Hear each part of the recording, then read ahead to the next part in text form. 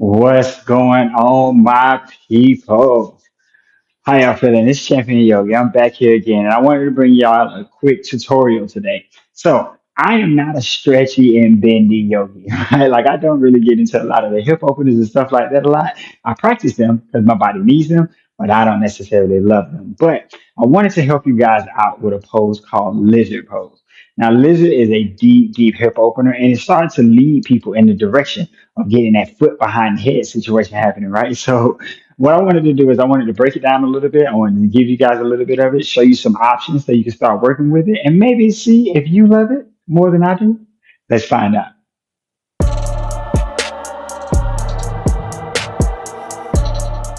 We're gonna start down on the mat today, and it's a good idea to warm yourself up before you even go to a lizard. A lizard is a really deep hip opener, so it's a good idea to maybe warm yourself up. What I would suggest is maybe start on your back and just kind of like roll your knees around a little bit in a circle. You're really rolling the hip around, but use the knee as the point of reference, right? And you just want to roll this around a little bit, maybe open it out to the side, over, maybe pull it into the body a little bit. Now, I've been doing yoga all morning. Taught like two classes already, so I'm good. But you remember, warm up before you do anything really deep. And if lizard is something you're here for learning about, then it's probably really deep when you do it, right? So let's consider that. Now, to get into our lizard, what you want to do is you want to start by stepping a foot forward to the top of the mat. This is my left foot, but you can do both feet. Have a block nearby to help you out. Okay.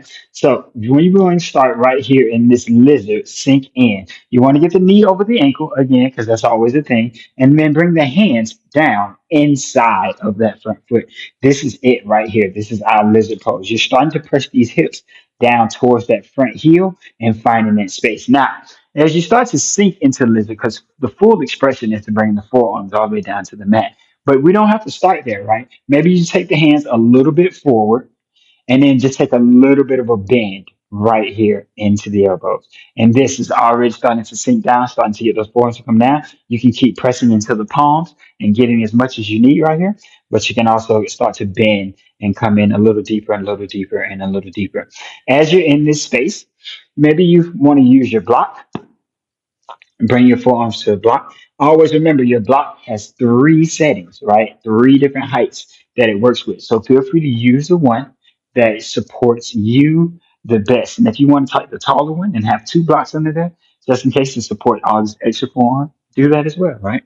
Have it the way that it works out for you. Now, what you can do is start to melt down into this this lizard a little bit deeper, and maybe the forearm comes down. Usually, the one on the outside will come down first. The one on the inside needs a little bit more time, a little bit more work, and a little bit more flexibility to bring it down into the mat. Now, once you get that to come down, you can start to work your way into different spaces. Sometimes, when you come down to that forearm, that front foot is just a little tight, and by rotating that toe out towards the left, you'll give yourself a little bit more space, and then that can start to help you get the forearm down.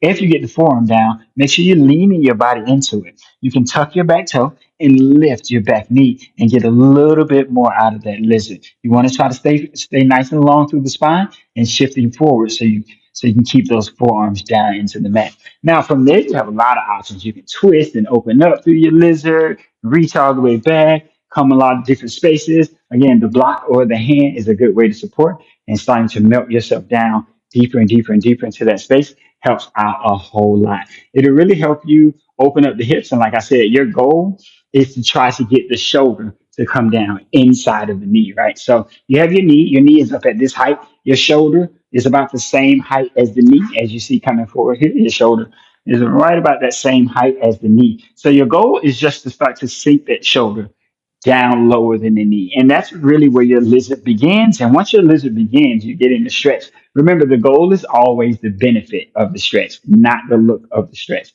So it doesn't really matter if it looks like what you expected it to look like. As long as you're feeling the stretch in the right spaces, it's going to continue to sink and get more open and open. And you'll be able to go into all kinds of different things to do with your lizard. I hope this helps. But if I did not, feel free to jump in those comments, ask me the questions, and I'll come back with a part two and tell you whatever you need to know about lizard pose, okay? Reach out to me, championyogi at squarespace.com. Let's book a private session. Find me on Instagram, TikTok, in all the spaces. Just reach out to me. Let's talk. Let's chat. I want to work with you privately or come to one of my hot yoga classes somewhere around town. I'd love to have you. The retreats are also coming. More retreats are coming soon. So keep looking out for those. Thank you guys for being here with me today. I leave you with light, love, and peace. Namaste.